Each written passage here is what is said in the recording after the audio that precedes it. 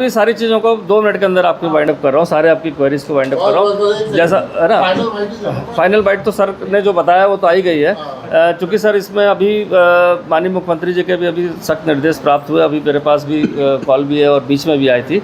उनका स्पष्ट था कि एक परीक्षा की अगर शुचिता को चैलेंज किया गया है तो सर कोई भी इसमें शामिल हो, चाहे वो आयोग से हो, चाहे पुलिस प्रशासन की गलती हो, चाहे किसी भी लेवल की गलती हो, उस पर सख्त उसको किसी को बख्शा ना जाए। उनको यही चीज़ अभी निकल के आई कि इसमें कोई भी संगठित गैंग या कोई पेपर लीक नहीं हुआ था। क्योंकि पेपर लीक उसे कहते हैं, अगर वो 11 बजे से पहले कहीं भी सोशल मीडिया किसी के पास होता तो हम उसको पेपर लीक की श्रेणी में ले आते हैं। क्योंकि पेपर डिस्ट्रीब्यूशन के बाद उसकी एक फ़ोटोग्राफ 3 पन्ने की फ़ोटोग्राफ जो है एक पहुंची थी, और वो जिसके माध्यम से पहुंची, जो परीक्षार्थी था उसको भी ट्रेस डाउन कर लिया गया है। जो उसकी सिस्टर के पास पहुंचा था वो हमारे पास पूछताछ में है। जो सॉल्व करने के लिए जिनके पास आया था वो यहाँ पर बैठी है, मैडम सुमन इनका नाम है। तो कहीं ना कहीं देखा जाए तो 3 या 4 लोग के बीच में ये कड़ी जुड़ती पाई गई। इसके अलावा पूरे प्रदेश में या देहरादून में या अन्य जगहों से कहीं से भी कोई शिकायत उस स्क्रीनशॉट की, जो हम कहते हैं कि स्क्रीनशॉट एक जगह पहुँचा, तो वो कहीं भी अन्य जगह नहीं पहुँचा था।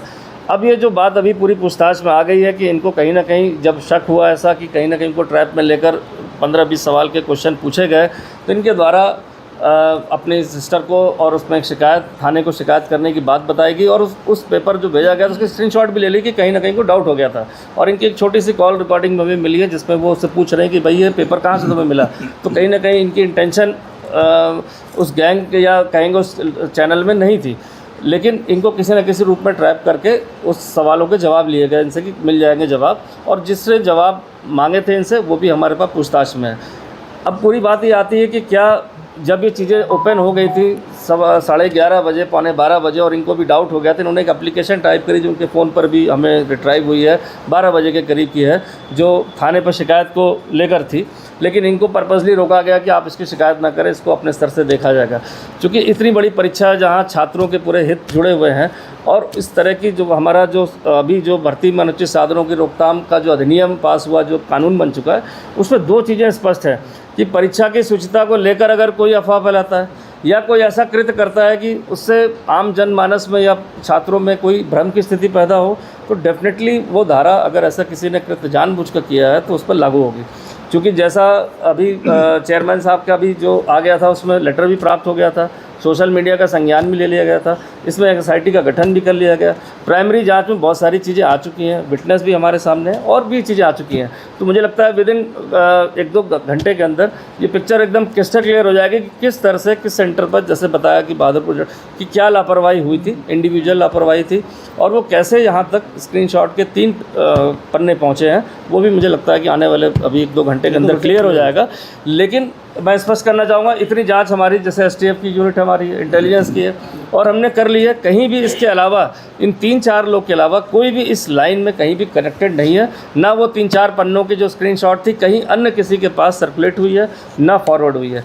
तो डेफिनेटली सर इसमें अभी हमने केस रजिस्टर्ड कर लिया है इसमें, और केस रजिस्टर्ड करने के बाद जो हमारे पास आरोपी हैं उनसे पूछताछ चल रही है। जो अन्य आरोपी जो उसका बेनिफिशियरी था उसकी तलाश में हमारी टीम ऑलमोस्ट पहुंच चुकी है। तो मुझे लगता है कि सुबह तक नेक्स्ट ब्रीफिंग में इन चीज़ों को सर क्लियर क्लियर कर देंगे। और किस स्तर पर लापरवाही अगर हुई है, वो गलती से हुई है कि जानबूझकर हुई है, उसमें परीक्षा सेंटर का कोई कर्मचारी लिप्त है, हमारी कोई चेकिंग में कोई त्रुटि है या अन्य कोई चीज़ है, तो वो भी इसमें अकाउंट फॉर होगा। ये डेफिनेटली हम आपको अश्योर कर देंगे और सख्त इसमें निर्देश है। आपने जैसा अभी सवाल किया था सर हाकम के बारे में, तो ये भी मैं बता दूं कि हाकम सिंह का जब ये गैंग बस्ट हुआ था और उसके बाद चूँकि मैं ही था एसटीएफ में, तो मुझे पता है उनकी जितनी भी संपत्ति जो इस तरह की अवैध थी वो सभी जब्त कर ली गई थी सरकार में, और उसमें 120 से ज़्यादा लोग अरेस्ट हुए थे विभिन्न समयों में, अलग अलग समयों में, और सारे लोग रडार पे थे। ये जो अभी जो हाकम सिंह का मामला आया था वो कहीं ना कहीं, पंकज जो आपने गौड़ नाम पूछा है,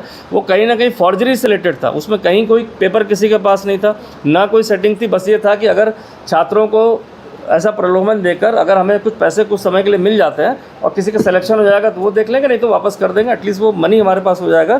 क्योंकि उसको पैसों की ज़रूरत थी, उसका पैसे की कमी थी, तो कुछ पैसे हमारे पास कलेक्ट हो जाएंगे जिससे हम अपना बिज़नेस, जब तक रिजल्ट नहीं आता तो 4-6 महीने हम उसमें कर लेंगे। उसमें भी तह तक चले गए। ये भी स्पष्ट निर्देश है, अगर हाकिम का कोई हाकिम बच भी गया है मैंने पहले भी कहा कि पहले भी बहुत सारे जितने भी हाकिम के हाकिम थे वो जेल चले गए, चाहे वो कमीशन से रिलेटेड हों चाहे अन्य लोग भी हों। अगर कोई भी बच गया होगा तो इस बार नहीं बचेगा, ये सरकार ने स्पष्ट किया है, माननीय मुख्यमंत्री स्पष्ट किया है। अगर पिछली बार कोई कार्रवाई में बच गया है तो इस बार हाकिम का हाकिम भी सलाखों के पीछे होना चाहिए। कल वाला केस केवल ठगी वाला था, कल वाला जो ठगी वाला था। हाकिम सिंह गिरफ्तार हुआ, उसके पीछे कई सफेदपोश नेता थे, इस बार भी गिरफ्तार हुआ, क्या इस बार भी सफेद? मैं आपको बता दूं, आप मतलब उसमें जो चेयरमैन रहे तत्कालीन पहले के, चाहे परीक्षा कंट्रोलर रहे, सभी लोग उसमें कहीं ना कहीं अगर किसी की कोई भी त्रुटि पाई गई थी उसमें अरेस्ट होकर जेल गए। माननीय सुप्रीम कोर्ट से इसके बाद उनकी जमानत हुई। 5 करोड़ से ज़्यादा की संपत्ति और जो उसकी थी कैश वो हुआ, और बाकी जितने भी रिजॉर्ट और इलीगल बने थे सारे टूट गए। हमेशा लीगल कार्रवाई क्या होता है कि हमें कनेक्शंस लीगली मिलना चाहिए। एक अगर सामाजिक इमेज में कोई नेता है या कोई भी अन्य लोग हैं किसी से मिलजुल रहे हैं, क्योंकि वो समाज के हर वर्गों से मिलते हैं, उसमें अच्छे लोग भी होते हैं, ख़राब भी होते हैं।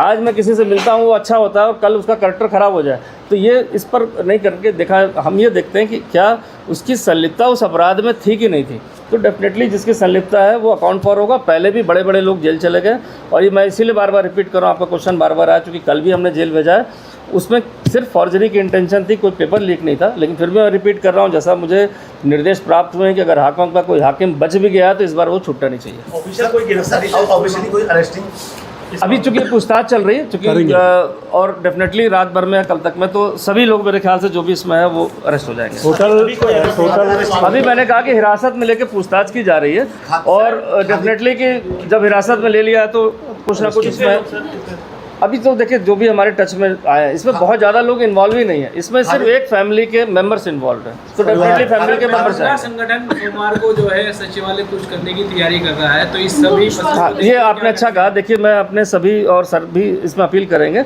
हम सभी अपने युवाओं से भी अपील करेंगे कि जो भी परीक्षा की जो शुचिता है, जो भी कॉन्फिडेंशियलिटी है वो एकदम मेंटेन है। अभी भी पूर्व में जो भी 2-3 साल से जो परीक्षाएं हो रही हैं, सभी परीक्षार्थियों को रिजल्ट टाइम से आ रहे हैं, कहीं कोई उंगली नहीं उठ रही। ये एक इंडिविजुअल मैटर आया जिसमें एक परिवार के 2-3 लोग शामिल हुए, इसके अलावा कहीं कुछ नहीं आया। तो इस इंडिविजुअल मैटर को भी एड्रेस कर रहे हैं, सभी युवाओं से भी अपील है कि संयम रखें, और जो सच्चाई होगी 24 घंटे के अंदर कल ये युवाओं के सामने भी आ जाएगी। ऐसा कोई काम किसी के बहकावे में ना करें, क्योंकि लास्ट टाइम भी मैंने देखा कि बहुत सारे आंदोलन हुए और उसमें बहुत सारे केसेस हुए जिसमें हमारे युवा जो सरकारी नौकरियों में भी गए और उनको बहुत परेशानी झेलनी पड़ी। तो ऐसा कोई कृत्य ना करें। सरकार पर, पुलिस पर, प्रशासन पर, आयोग पर, सब पे भरोसा रखें। कल तक इसका दूध का दूध, पानी का पानी, ये क्रिस्टल क्लियर कर देंगे।